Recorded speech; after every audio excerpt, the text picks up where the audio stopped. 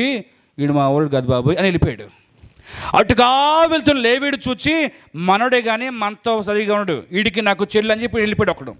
అటుగా వెళ్తున్న సమ్మరేయుడు చూచి వీడు కట్టబడి ఉన్నాడు, వీడు మంచివాడి అనుకోకుండా పడిపోయి ఉన్నాడు, కాబట్టి వీడిని ఎలాగైనా రక్షించాలని చెప్పని జాలిపడి సమ్మరేయుడు దగ్గరికి వచ్చి చేసిన పని ఏమిటంటే మొట్టమొదటిగా నూనెతోనూ ద్రాక్షారసముతోనూ గాయమును కట్టాడు. హల్లెలూయా, హల్లెలూయా.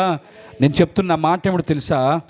ఆయన స్థలమును విడిచి ఈ భూమి మీదకు వచ్చి ఉన్నత స్థలమనబడుతున్న ఈ మందిరం మీద తిరుగులాడుతూ పర్వతములు కరిగిపోయినట్లుగా మీ యొక్క సమస్యలో వేదన కరగదీయాలని చెప్పని, నువ్వు కట్టబడి ఉన్న కట్లు తెంపాలని చెప్పని చేస్తున్న దేవుడు చేసే మొట్టమొదటి పని తెలుసా? నీ గాయములు కడతాడు. ఆమేన్. అయితే గమనించండి ఈ మాట. నాకు ఒక 5-6 సంవత్సరాలు ఉంటాయి, నేను ఈ మాట చెప్పి ముగించేస్తాను. అంతే అంటున్నాడు, 5 సంవత్సరాలు ముగించట్లేదని ఎవరు బాధపడిపోబాకండి, ఓకేనా? నాకు 5-6 సంవత్సరాలు ఉంటాయి. మాకు అప్పట్లో అన్నయ్యకి తెలుసు, మా వాళ్ళు తెలుసు.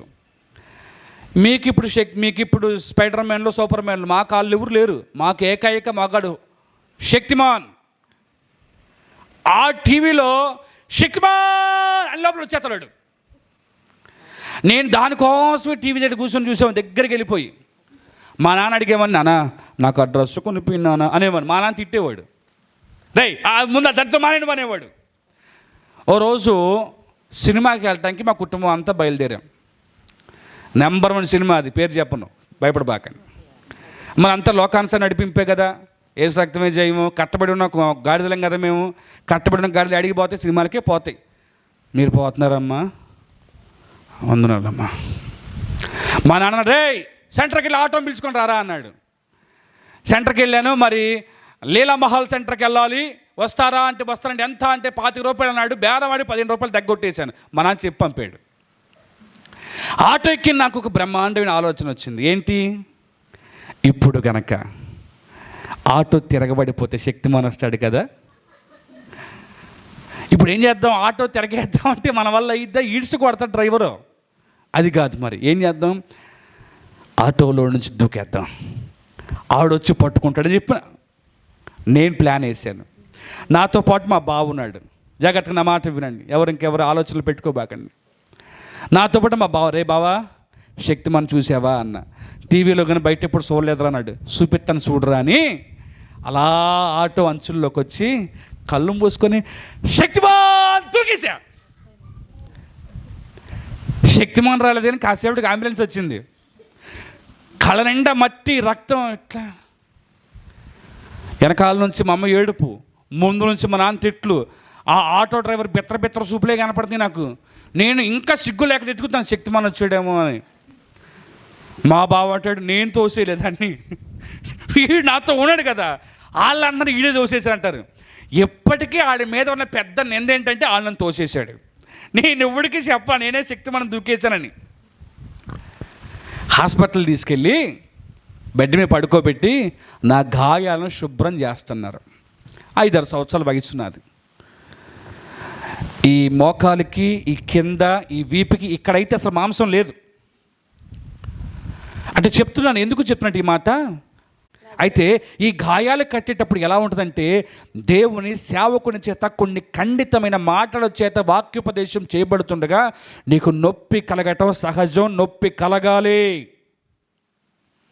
నన్ను మంచం మీద పడుకోబెట్టి ఈ స్పిరిట్ పోసి రుద్దుతున్నారు నన్ను. నేను కేకలు. శక్తిమాన్ ఏమో దేవుడు ఎరుగు, కానీ నా మాట, నా పాట వర్ణార్థం అయిపోతుంది. అయితే అంతా అయిపోయిన తర్వాత నాకు నొప్పులకి టాబ్లెట్లు ఇచ్చి కొంచెం లైట్గా మత్తు ఇంజక్షన్ ఇచ్చి ఆ డాక్టర్ చెప్పాడు, 2 రోజులకు మళ్ళీ తీసుకొని రా, మళ్ళీ కడగలన్నాడు. నాకు ఇక కట్లు అయిపోయిన దగ్గర నుంచి నా బాధని తెలుసా? వారానికోసారి తీసుకెళ్ళటం, నా కట్లు రుద్దటం, వారానికోసారి తీసుకెళ్ళటం, నా పుండ్లు కడగటం, వారానికోసారి తీసుకెళ్ళటం. నన్ను చంపేస్తారు ఏంటి అనుకునేవాడిని నేను. అలా చెయ్యకపోతే గాయమునకు పురుగు బట్టి, గాయానికి ఇన్ఫెక్షన్ కలిగి ఆ అవయవంనే తీసివేయాల్సిన పరిస్థితి వచ్చింది. ఇప్పుడు నా మాట విను. కొట్టబడిపోయి ఉన్నవాడా, నా దేవుడు పర్వతములు కరగదీయునట్లు నిన్ను వెంటాడుతున్న భయమును కరగదీయుటకు నీవు ఎద్దుకు వచ్చి ఉన్నాడు.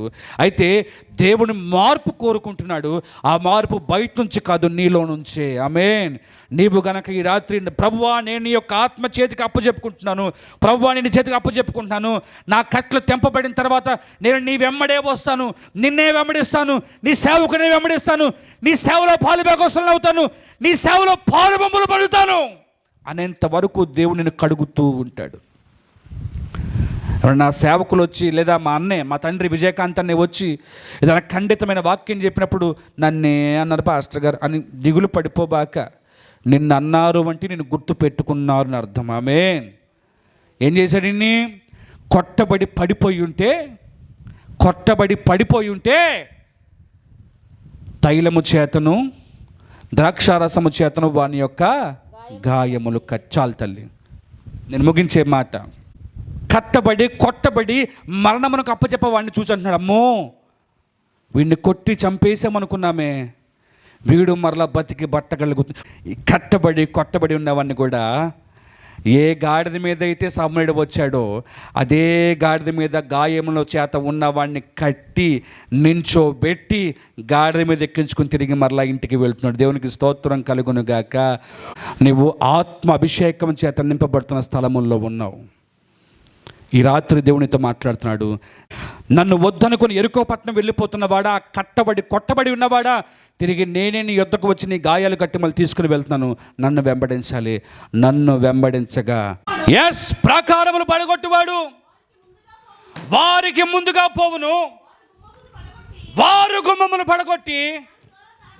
ఆమేన్. హల్లెలూయా, హల్లెలూయా.